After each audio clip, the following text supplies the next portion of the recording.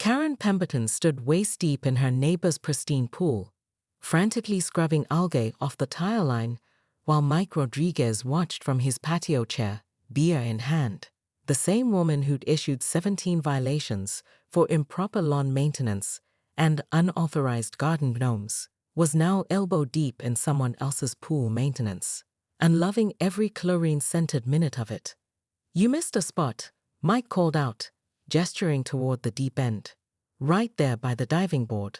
"I see it," Karen huffed, pushing her reading glasses up her nose with a wet finger.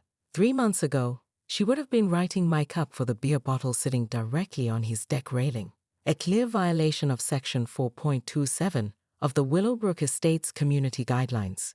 Now she was taking orders from him like some kind of pool maintenance intern.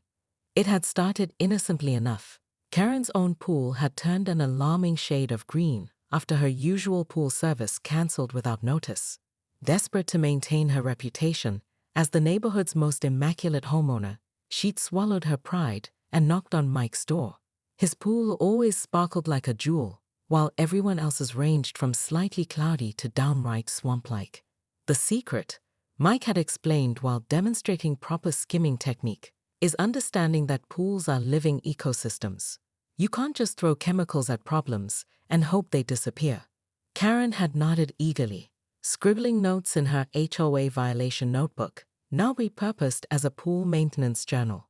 For weeks, she'd shown up at Mike's house every morning at 7 sharp, ready to learn. She mastered the art of pH testing, understood the delicate balance between chlorine and alkalinity, and could spot a clogged filter from 50 feet away.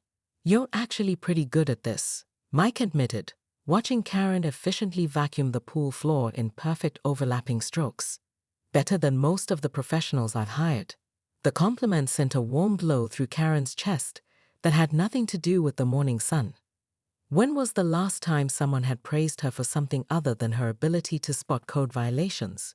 She couldn't remember. "Karen," a sharp voice called from the gate. Margaret Chen, the HOA president, stood there with her arms crossed and her lips pursed in disapproval. "What exactly are you doing?"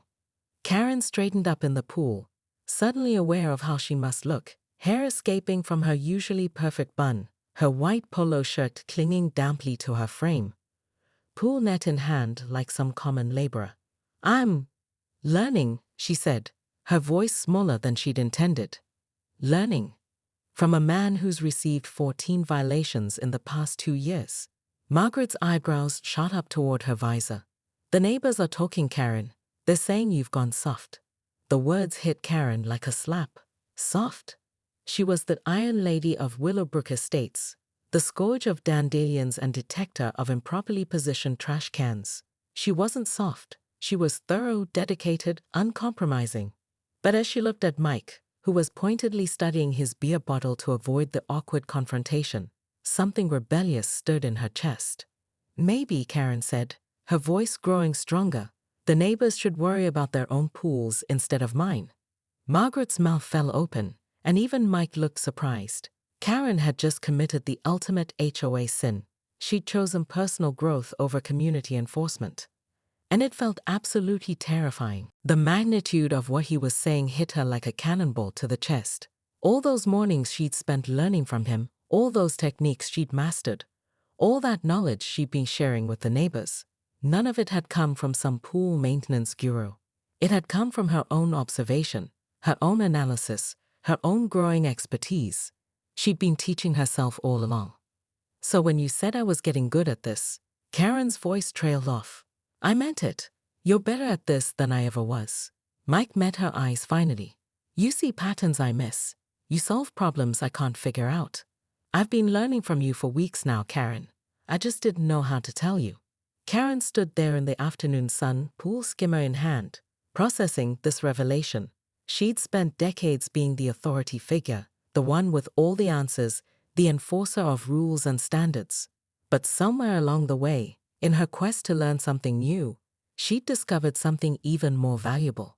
She was actually good at something that had nothing to do with finding fault. She was good at helping people. "The neighbors," she said suddenly. "They don't know, do they? They still think you're the expert?" Mike shook his head. "I was going to tell them, But then I saw how happy you were, learning and helping everyone. I didn't want to mess that up. Karen looked at her reflection in the pristine pool water. The woman staring back didn't look like the stern HOA enforcer she'd been 6 months ago. This woman had laugh lines from smiling at neighbors instead of frowning at violations. This woman had confidence that came from building people up instead of tearing them down. This woman had accidentally become the neighborhood's pool whisperer, and she had absolutely no idea what to do about it. 3 weeks later, Karen found herself in the impossible position of being both teacher and student. Word had spread through Willowbrook Estates faster than pink eye at a preschool. Karen Pemberton knew pools. The same residents who'd once scattered when they saw her approaching with her clipboard were now knocking on her door, asking for help with their own aquatic disasters.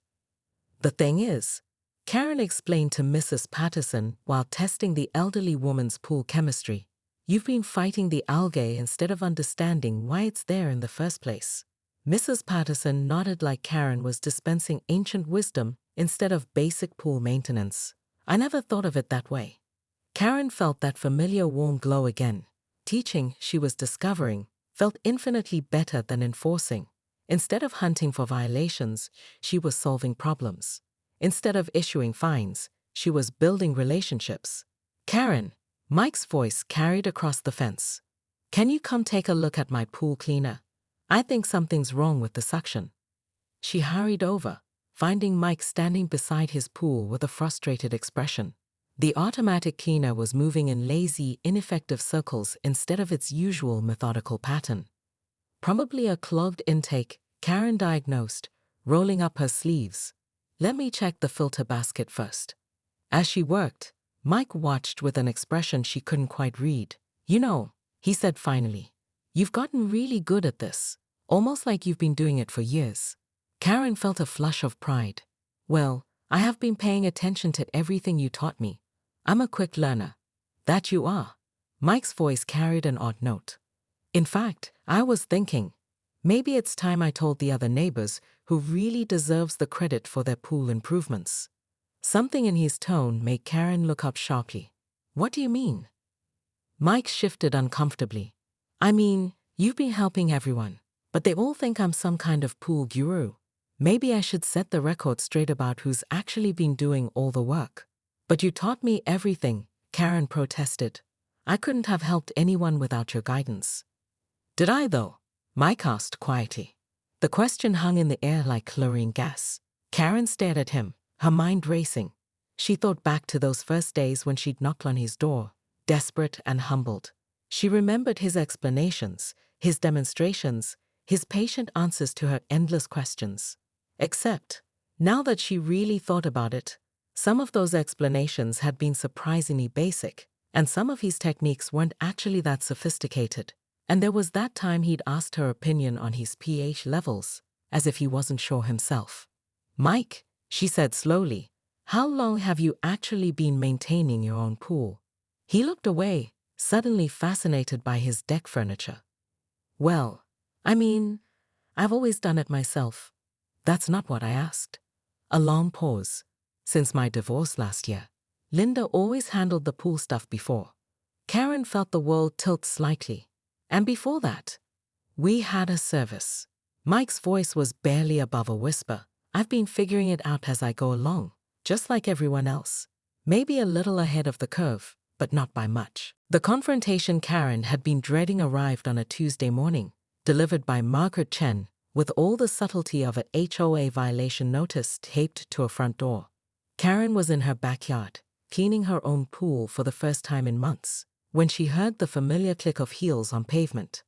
We need to talk, Margaret announced, settling into one of Karen's patio chairs without invitation. Karen continued skimming leaves, her movements deliberately calm. About what? About your little hobby. Margaret's voice dripped with disdain. Do you have any idea what's happening to our community standards? Mrs. Patterson actually told me her lawn looks good enough because she's too busy enjoying her pool. The Hendersons haven't trimmed their hedge in 2 weeks because they're obsessing over their filtration system. And yesterday, I caught 3 different residents in their yards at 7 a.m. testing their pool chemistry instead of maintaining their landscaping. Sounds like people are taking responsibility for their property maintenance, Karen said mildly. Isn't that what we want? Not like this. Margaret's voice pitched higher. You're supposed to be enforcing standards, not teaching people to ignore them. The board is concerned about your divided loyalties. Karen set down her skimmer and turned to face Margaret fully. My divided loyalties. Everyone's talking about how different you've become. Softer. More approachable. Margaret spoke the word like it was a disease. The Karen Pemberton I appointed as head of violations wouldn't be caught dead doing manual labor in someone else's yard. The Karen Pemberton you appointed was miserable, Karen said quietly. Margaret blinked, clearly not expecting such direct honesty. That's not the point. The point is that for the first time in years, I'm actually helping this community instead of just policing it. Karen's voice grew stronger.